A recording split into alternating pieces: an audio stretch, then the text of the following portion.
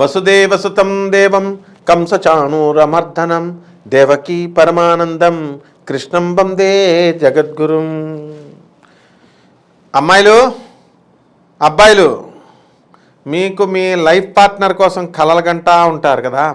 చదవండిరా నాయన అంటే పుస్తకాలు తీసి పక్కన పడేసి, ఏమండి నా మొగుడు ఎప్పుడు వస్తాడు, నాకు ఏ లక్షణాలు ఉన్న మొగుడు వస్తాడు, నాకేం పెళ్ళం వస్తుంది ఇవి అడుగుతారు మీరు. నాకు గోల్డ్ మెడల్ వస్తుందా, నాకు ఉద్యోగం వస్తుందా, నాకు ఎప్పుడు జాబ్ వస్తుంది, నేను మంచి ఆఫీసర్ అవుదాం, పేద ప్రజలకు సేవ చేద్దాం, ఇవి అడగం కదా మనం.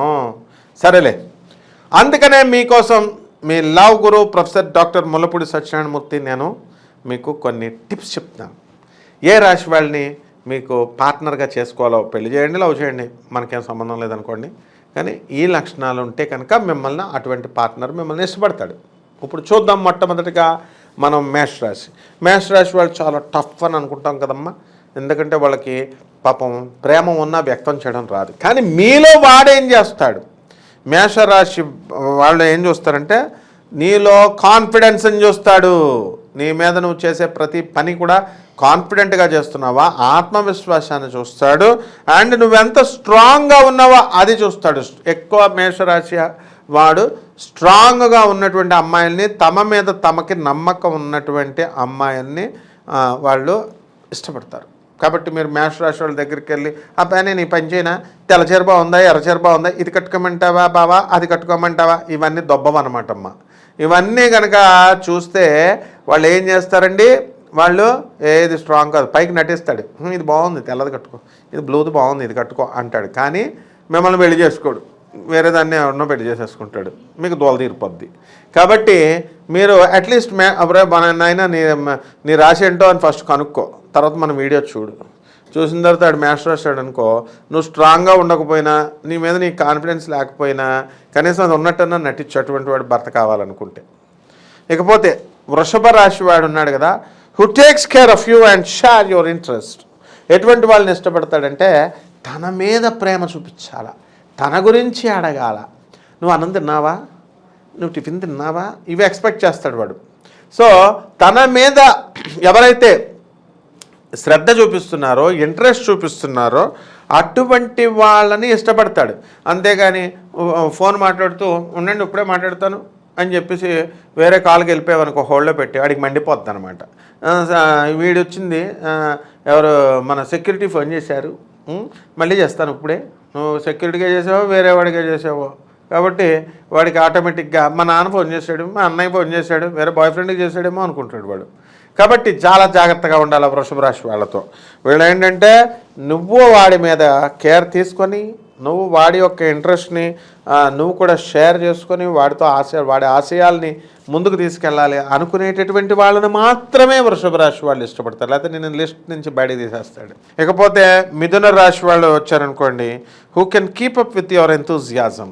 ఎంతసేపు వాళ్ళకి సంతోష పెట్టాలి, వీళ్ళకి ఎంతసేపు మిథున రాశి వాళ్ళకి ఎంతూజియాజంగా ఉంచాలి, అంటే ఉత్సాహపరుస్తూ ఉండాలి. ఇలా ఎప్పుడు ఏడుస్తూ నీరసంగా ఉంటాయి, అసలు దీనాతి దీనంగా మాట్లాడుతుంటే వాళ్ళతో మాట్లాడితే మనం కూడా దీనాతి దీనం అయిపోతాం. అంటే అన్ని రాశుల మిథున రాశి వాళ్ళు అందరూ ఇలాగే ఉంటారని కాదు అర్థం. మెజారిటీ ఒక 10% వాళ్ళు, మిగతా గ్రహాలు, గురుగ్రహము, శుభగ్రహాలు వీక్షణం కనుక ఉన్నా, శుభగ్రహాలు ఉన్నా వాళ్ళు చాలా ఆనందంగా ఉంటారు, ఉత్సాహంగా ఉంటారు, అది వేరే విషయం అండి.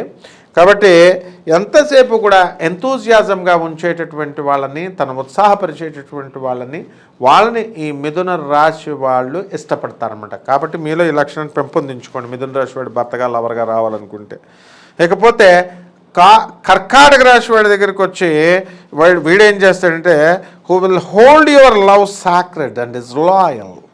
నీ ప్రేమని పవిత్రంగా చూసుకుంటాడు, ప్రేమను పవిత్రంగా చూసుకునేటటువంటి వాళ్ళని మాత్రమే ప్రేమిస్తాడు. నిజాయితీగా నువ్వు ఉంటేనే మాత్రమే ప్రేమిస్తాడు, లేకపోతే నిన్ను డిస్కార్డ్ చేసి పక్కకు గెంటేస్తాడు.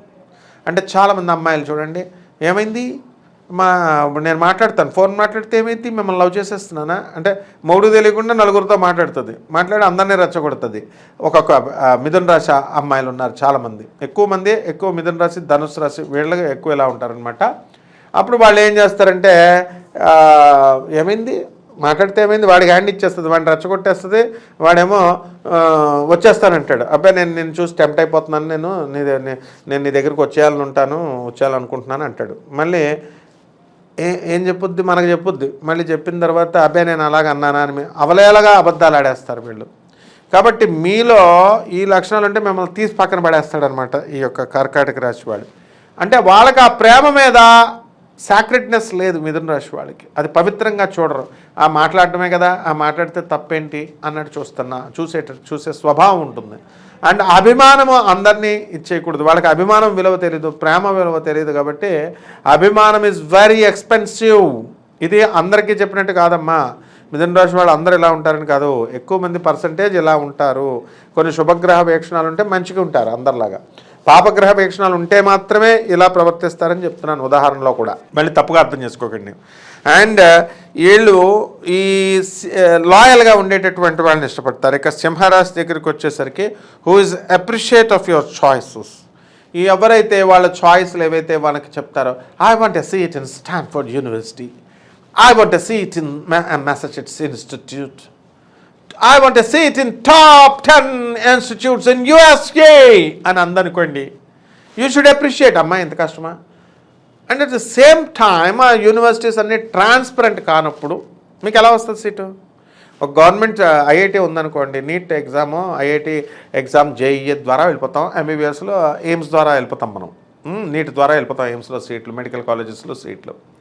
ట్రాన్స్పరెంట్ ఎవరికి ఎక్కువ మార్క్స్ ఇస్తే అడిగి సీట్ ఇచ్చేస్తాం, జాయిన్ అయిపోతారు. ఈ అమెరికాలో ఉన్న టాప్ 10 యూనివర్సిటీస్, స్టాన్ఫోర్డ్, మెసచ్యూసెట్స్ యూనివర్సిటీల్లో ట్రాన్స్పరెన్సీ లేదు. వాడికి ఇష్టమైతే ఇస్తాడు, లేకపోతే లేదు.